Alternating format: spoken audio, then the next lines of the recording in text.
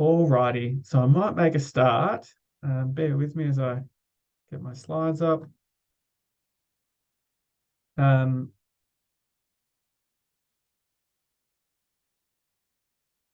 all right, so thank you everyone. We're here for a sort of information sort of seminar on I guess a course that I'm calling Human Rights from the Top. And I want to start by acknowledging the traditional owners of the land that I'm on. So I'm on Wurundjeri country. I grew up on Jabberkai country up in far north Queensland. But I want to pay my respects to elders past and present, any Aboriginal people here today, and to acknowledge that sovereignty was never ceded. If you're thinking of things that you can do to support I guess Aboriginal and Torres Strait Islander people, I've got some examples here, which are learning more about social and emotional well-being, and people like Professor Pat Dudgeon have done a lot of work. There's paying the rent, which is a movement about sovereignty and our duties as settlers on this land. There's also Aboriginal community-controlled organisations that you might want to learn more about and support. And there are processes around voice, treaty and truth that are happening in different jurisdictions at a state level. So what are we going to do together? Well, I'll try to do a bit of a summary, because today we're going to be talking about human rights, and not so much human rights at the point of clinical decision making, but more human rights at the higher end, or the governance end of mental health service delivery. So here is a bit of a journey map of where we're hopefully going today. So talk a little bit about history and why it matters to mental health and human rights, but won't spend too much on there. Talk a bit about where we're at in terms of a critical juncture. I've got another critical juncture there. But then what are your human rights obligations? How to make that make sense. One of the problems in this space is that you often get lawyers up there who will articulate the stuff in ways that is really inaccessible. I've done a lot of work with a colleague to break that down into really clear, concrete steps, and then think about what that means for your work. So hopefully the last 15, 20 minutes, we can have a discussion. So if you can park any questions or comments till then, it means I can make sure I get through the content in this time-limited fashion. This is a condensation of about a 10-hour kind of course that I'm running at the moment. So I guess some things to flag, well, what we know and we won't cover. And I should note that we will discuss human rights issues and things like seclusion and restraint in this talk today. So I'm just going to take as a given that, particularly when we're talking about the public mental health system around the acute end, that there are significant human rights issues. And you've got the slides, but these are commonly reported on. If you ever need to, want me to sort of substantiate any of this, there's lots of evidence of it that I can provide at a later point in time. But I'm going to take it as a given that we understand there are human rights issues. I'm trying to move towards solutions or strategies. And the other thing this talk doesn't focus on is individual clinicians' duties. So we've got a new Mental Health and Wellbeing Act, and we've got existing human rights laws. Those have duties for clinicians, and I spend a lot of my time talking about that. That's not what this talk and this, I guess, program of work is about. This is about how we can bake human rights into the top or the foundations of our services, so that clinicians on the ground floor are more likely to be able to meet their legal duties. So why does human rights matter to our system? I suppose I want to use a public health frame to think about this, and thinking about things in terms of upstream and downstream might work. So thinking about how little creeks lead into a river, which can build a torrent of what I would say is human rights abuses at the point of service delivery. And so if we can manage to prevent some of these creeks feeding into the big river, we're going to prevent the scale and the depth of the human rights breaches at the bottom of the river. So what happens when this goes wrong? Well, government doesn't set priorities that are grounded in human rights. So the key performance indicators, the policy frameworks that they set up, they don't really bake in human rights in a concrete way early on. That means services don't build, operate, or monitor their services based on human rights. So it's not built into all the different parts of how a service is run and designed. And then as a consequence of that, clinicians don't understand, are not supported to understand, or ignore human rights.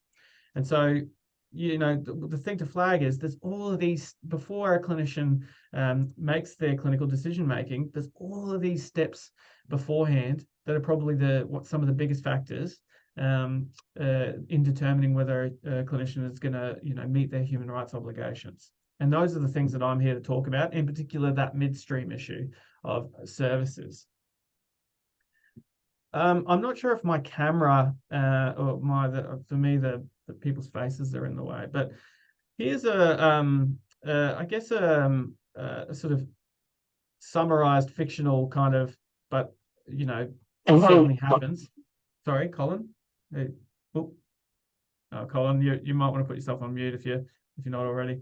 So I just wanted to provide a concrete example, which and use train tracks rather than a river. So here's an example of that I've just sort of built from experience working in the sector, where a fictitious young Aboriginal person receives or refuses culturally unsafe care from a treating team that don't understand and respect her culture. She's not afforded regular contact with her family, and they're not involved in decision making. When she refuses treatment and tells them to fuck off, and I think those are pretty understandable terms. If your culture is not being respected or understood, and stands off in a corner, she's secluded and restrained. Now, that's a human rights breach, and there's a failure to meet human rights obligations just in that process there around that person's cultural needs, their right to equal standards of mental health care, and their rights to bodily integrity, and the requirement to have less restrictive options. But let's step back and look at the things behind that. So often you'll find inequities in power between a psychiatrist and other staff, or consumers. You'll also find earlier that day when they were doing handover and they were talking about that person, that the handover process didn't talk about her human rights and make decisions based on her human rights. There wasn't formal internal champions in that handover process. That hadn't been designated by the service. They don't have internal quality processes that adequately monitor whether that young Aboriginal person is having their Aboriginal cultural rights, or their right to equal standards of mental health care, or their right to have least restrictive care. There's not proper quality processes. When the staff are in there, they're not onboarded properly to understand these things and to understand that those are the expectations of good practice in the service. The model of care might generally talk about human rights, but it doesn't specify specific rights, and it doesn't talk about how it's going to meet them in the difficult scenarios like this. A scenario like this is bound to come up. So the model of care speaks about it in general terms, but not in specific enough terms that it matters when it matters. Service leaders don't prioritize rights in their communications internally and in how they govern the service, and maybe the built environment itself is based on containment rather than based on human rights. And then when there's broader systemic things around regulators and funding signals. And so what I would reflect, and I'll continue to come back to, is each one of those points are themselves human rights violations, because there are human rights duties under the Charter and under the new Mental Health and Wellbeing Act that apply all the way up to the top of the service, not just that box at the bottom. So the law applies all the way up, and that's something that I hope sort of comes through in the talk today. So I won't stress this too much, other than to say, and you've got the slides there are really good reasons to embed human rights beyond just the fact that it's morally the right thing to do. It will enhance a great deal of things that you care about in a service, and that your leaders hopefully care about as well. The one thing I would pull out is we're aiming to do things like eliminate seclusion and restraint from public mental health services in Victoria. That's virtually impossible without redesigning the way we do services from top to bottom, thinking about those train tracks or that river. It's not going to be possible to do that unless we apply human rights lens over all the operations of the service. So what are human rights? Well, we've kind of got two instruments that are relevant to this. So we've got the Mental Health and Wellbeing Act and the Charter of Human Rights and Responsibilities Act. This is probably the most dense slide that I've got in this presentation. So the Act, the Mental Health and Wellbeing Act, makes specific duties on clinicians, and so does the Charter. There's also service-wide principles that are enforced by the Mental Health and Wellbeing Commission. And the Charter has the same, but in terms of rights, and that's overseen by someone's... I'm just going to mute that person. There's service-wide rights that are overseen by both the Commission and the Ombudsman. So there's both specific duties that go across the whole service, not just clinicians at the point of decision-making. So what does that legal obligation manifest as? I don't quote the law in any detail in this course or in this 1 hour talk. I do in a fuller course, but the essence of the obligation is whenever your mental health service, so if you're doing research, you're on a quality committee, you're designing a model of care, you're designing training, you're figuring out onboarding processes, you're thinking about performance management, all of those things, this legal duty applies, what I'm about to talk about. Wherever that's going to have an impact on human rights or the mental health principles, you've got to demonstrate that you've properly considered and complied with those rights and principles. And that properly considered bit is the bit that I think is probably of most interest to you if you're working in a mental health service, because that properly considered obligation, which is under both the Charter and the Mental Health and Wellbeing Act, says that you've got to be able to demonstrate proof that you properly considered it. So you can't just say, oh yeah, human rights is at the heart of everything we do. It's, you know, we're totally down with that.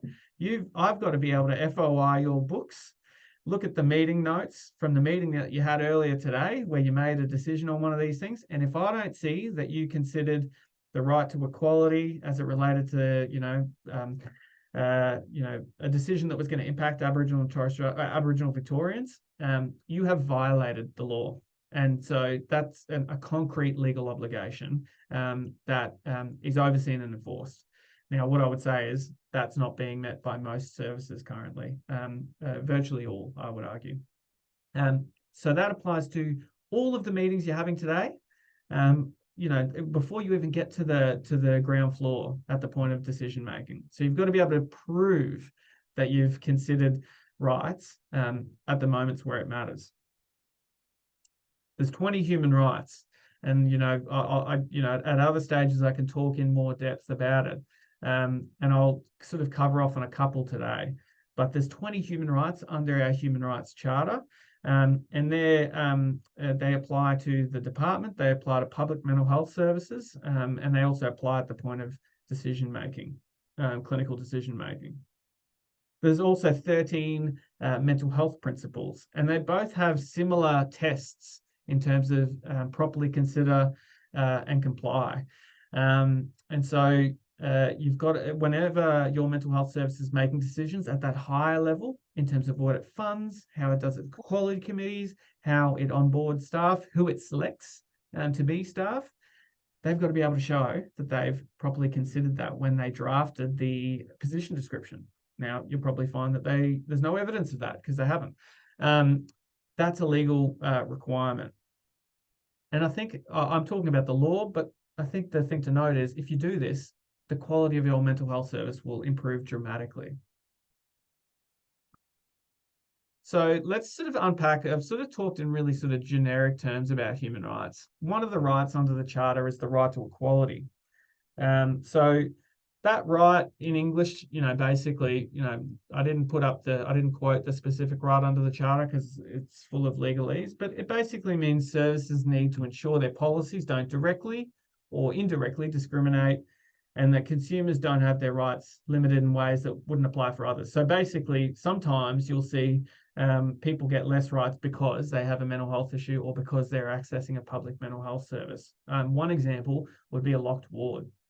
You don't have locked wards outside of mental health settings. That is not Charter compliant. Virtually all services with the exception of a couple, have that policy.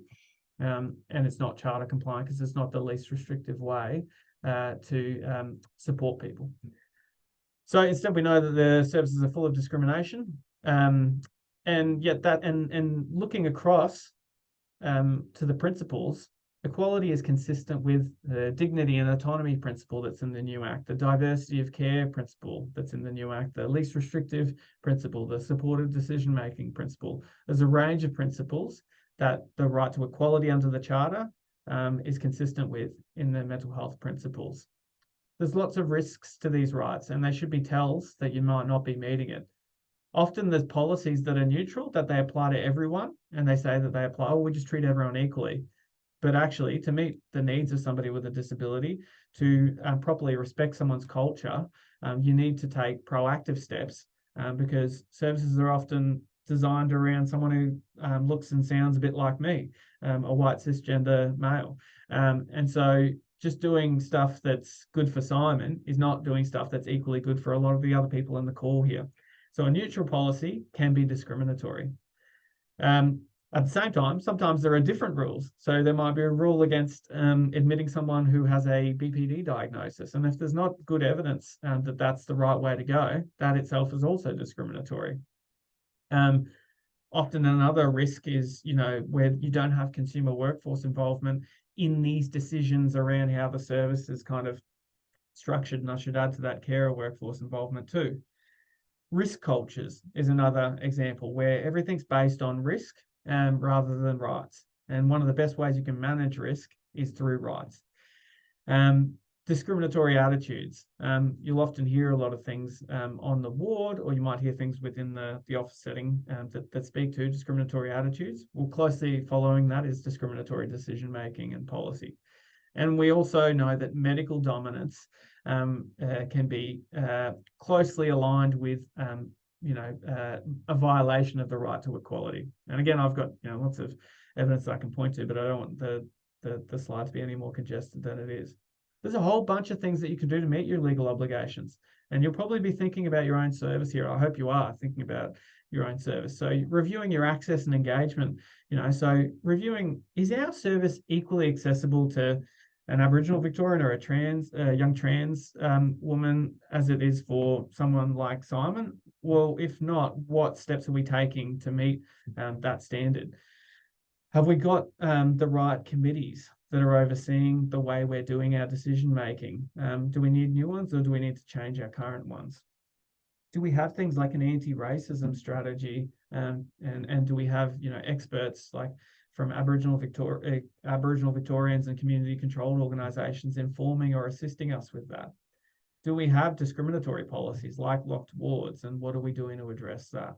So there's a whole range of risks, but there's also really practical things that you can do about that. And what I would say is that's a legal obligation. It's not nice to do. It's a legal obligation to do these kinds of things. There's cultural rights, including Aboriginal cultural rights. We know that you've got to take those proactive steps to ensure that people can practice their culture. If you look at the Charter, there's really distinct rights that your public mental health service needs to be able to demonstrate that it complies with. And again, if we opened up the books today for the meetings you make, the meetings you're in today, and the decisions that are made by that service today, a lot of those will impact on this right, but there won't be any evidence that they've thought about it. So it's being violated, that right. And I'm saying it in blunt terms because I'm just trying to draw it out so it's really clear in your mind, but I'm not saying it bluntly for effect. I'm saying it bluntly, I guess, to try to draw clarity around it. So there's lots of risks to this right. I mean, the first is that, sometimes we should just think, are we the right service to be delivering this? Or should we also, should there be community controlled organisations that are doing some of this work? The neutral policies that I spoke about, do you have, are you making proactive efforts to build relationships with culturally and linguistically diverse communities and with Aboriginal Victorians and their representative groups? Is there translated information? If everything's in English, and yet you have a lot of people who are using your service who don't use English, they can't participate in their own mental health care to the same degree that someone like me can, including as well, I should add, the use of interpreters. So what are some things you can do about that? Well, you can establish relationships. move beyond that concept of neutral, think about new models of care. So, for example, hospital in the home, I evaluated that program. Although it didn't talk about that, from my perspective, that's a way in which you can allow, for example, Aboriginal Victorians to receive care on country, rather than taking them away and putting them in a mental health inpatient unit, which limits this right. You can mandate minimum standards around some of these things that apply across your services. And I think it's really important to think about languaging. That's a sort of a awkward term, but essentially making sure everyone has equal access to information in their own language. I won't talk about liberty and security of person other than to say that that's a right that basically says any restrictions on someone's rights, they've got to be compliant with the Mental Health and Wellbeing Act. So you can only restrict rights in a way that's consistent with the law. Problem we have is that's not done. So the Act is breached regularly. So there's a whole range of risks associated with that. And there's a whole range of things that you can do to meet that legal obligation. So you're probably being like he's just talking at me, and I promise I'll only do that for another 15 minutes. But I'm keen to make human rights make sense. And so this is where it won't be quite so dense. So you're probably thinking, what is this? What is this guy talking about? I'm not a lawyer. I'm not. Maybe you're not thinking that. That's even better. But you might be potentially overwhelmed by some of the information. That's not the intention here. And if I do if I am having that effect, then I'm not doing a good job. So there's different ways that we could approach this. One would be to learn the law, and you get a lawyer in the room. The slides will be super dense, and they'll be detailing every single provision in there, and you'll go into a coma. The advantage of that is, it might be slightly more accurate, but it's super overwhelming, and there's a big attrition rate. So basically people switch off. They switch off because they just think, oh, this is too much. This is monotonous. And maybe I'm not, cut out for this. My approach is to think more in terms of action. So don't bang on about the law. Think more about a thinking process or actions. Now, there's the trade-off is it might be slightly less accurate in terms of the law, but everyone can engage. But there's actually a low attrition rate, which means that you've got a much higher compliance rate with the law. And so that's the approach that I take to this, which is that we're working in a system where we've got virtually no compliance with the law. So getting us up to 70-80% would be a massive improvement on where we're currently at. So rather than bang on about the law, I think we could break it down into 3 simple steps. And so this is work that I did with the Department of Health, and this is all publicly available, the resources we developed. I've got the meerkat there because, then everyone would know that ad. I can't even remember what the ad is, but there's that ad with the meerkats. So I'm trying to break it down into three steps, and that's what myself and a colleague, Karen Leonard, did. And it's forecast, assess, and decide. And if you do these 3 things, the law will more likely than not, and in the overwhelming number of cases, work itself out. So if you're designing your service, if you're operating your service, if you're making sort of service level decisions about the research you do, the quality of your services and so on, you need to ask, how could people at the end of our decision today be impacted? So forecasting, how do our decisions today impact on people tomorrow? To do that, you're going to have to collaborate. You're going to need intel. So you're going to have to collaborate with people with lived experience. And so you've got to be asking yourself, who are the people we need to be collaborating with? You might be people with lived experience yourself as well. This assumes that many of the service leaders themselves don't work in designated lived experience roles. Then you need to assess. So assess, what's the human rights context and history regarding this decision or area? And are some rights limited or lacking? And so what that's about is saying each of these areas, if we're talking about wards and inpatient settings, there's a history around locked wards and institutionalization. And when we look at that, we realize, oh, geez, all of these rights are already being really severely limited. And that we should be bringing that consciousness into the next step, which is how do we promote, comply, and balance human rights? And importantly, that's the crunch point. And if we've done the other first two steps, we're probably going to make a much better decision to promote, comply, and balance human rights. And the other point is to keep a record so that you can demonstrate that you did properly consider. So again, that's a lot of information, but really it's forecast, assess, and decide. And unfortunately, because I ran out of creative juices, that acronym is FAD. But human rights is anything but a fad. So I'll break it down a little bit more. So, you might forecast who's going to be impacted by your decision today. And it might be LGBTIQ plus consumers who use your service. And they might be impacted in ways that you don't notice because you have a blind spot. And that might speak to the people with lived experience that you need to consult with. So you might be developing a neutral policy that applies to everyone, but that's not going to be safe to to a trans person or to a queer person who doesn't want to be outed to their family. And I don't want to speak in too much detail because it's not my lived experience, but really you need to forecast how the decision you're making today is going to impact someone tomorrow. People detained compulsorily have different experiences from those who've not used the compulsory mental health system. So you've got to be thinking about, well, who are the people at the end of the line here today, and bring your consciousness to that future state. And so for you, I would be thinking about, well, what decisions are you making today in the meetings you've had and the meetings you're going to have that are going to impact rights tomorrow? So this is really about casting your mind forward and thinking about the decisions you make today in systemic terms and how they're going to impact a whole range of people. Then you need to assess. So you need to assess what's the context and history on this issue, and are some rights limited and lacking?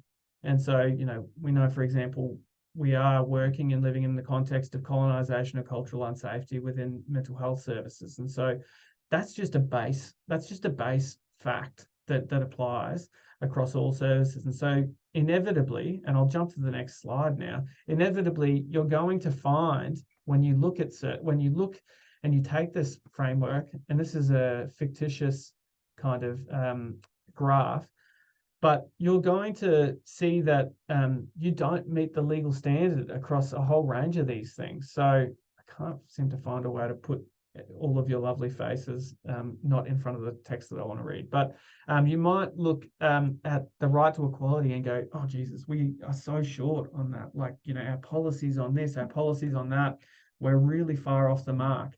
And that dotted line is just the legal standard. It's not best practice. It's the minimum standards. You might look at non-consensual treatment or freedom of movement, cultural rights, liberty, and go, oh my gosh, we are quite short of what we're meant to do. So that the reason assessing the human rights context and whether rights are limited or lacking is you're going to identify that the decisions you're making today are operating within a context where you're already quite short of the legal standard. And so your consciousness needs to turn towards, geez, okay, we've got to start bridging that gap. We've got to start moving through this decision and other decisions towards meeting that legal standard. And then once you get to that point, you're at the position to promote, comply, and balance human rights. So you should always be trying to promote human rights in all of the decisions you make, even if it's not legally required. Wherever you can, you should promote human rights. You've got to meet, if you're limiting human rights, you've got to make sure that you're justifiably limiting human rights, and there's no less restrictive way to do that.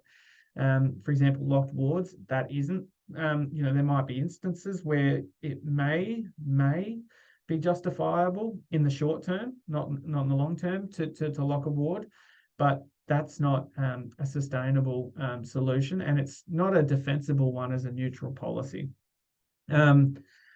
There might be times where you've got to balance human rights, and so you might need to balance the rights of people in an inpatient setting with someone else who's experiencing a lot of distress and crisis. The Charter provides a framework to step through that. What I would argue is 80% of the decisions don't have this kind of tricky balance. It's often that we just neglect to think about human rights early on. So you go through that process, you hit the crunch point, you make decisions, and you've got to make sure you document those decisions. If you don't, the failure to document is itself a breach of the Act.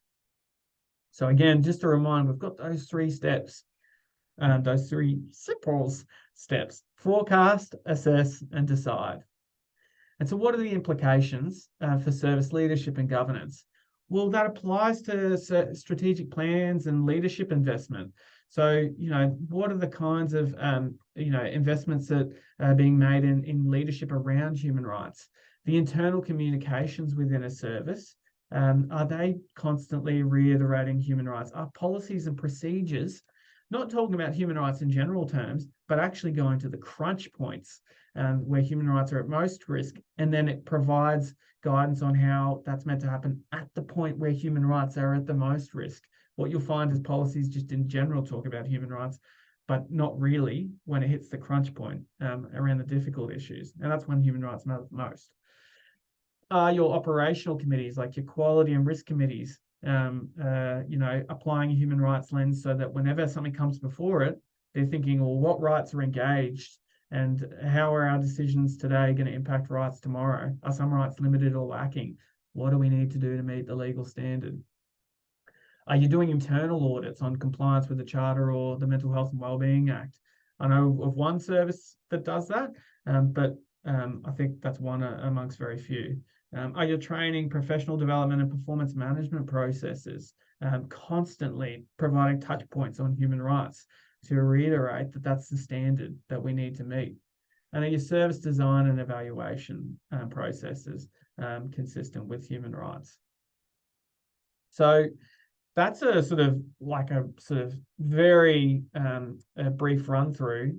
That's to flag for you, I guess. That might be enough for you, and that's great. And I suppose my agenda, which is that I'm trying to move towards boards and executives to take up this training, because I don't think that we're going to get where we need to go without public mental health service boards, executives, and leaders as a collective taking up this training. And so I've developed on a shoestring budget a really comprehensive training package, which has 4 modules around why human rights matters, your human rights obligations, what it means for your service, and how you go on a transformation process.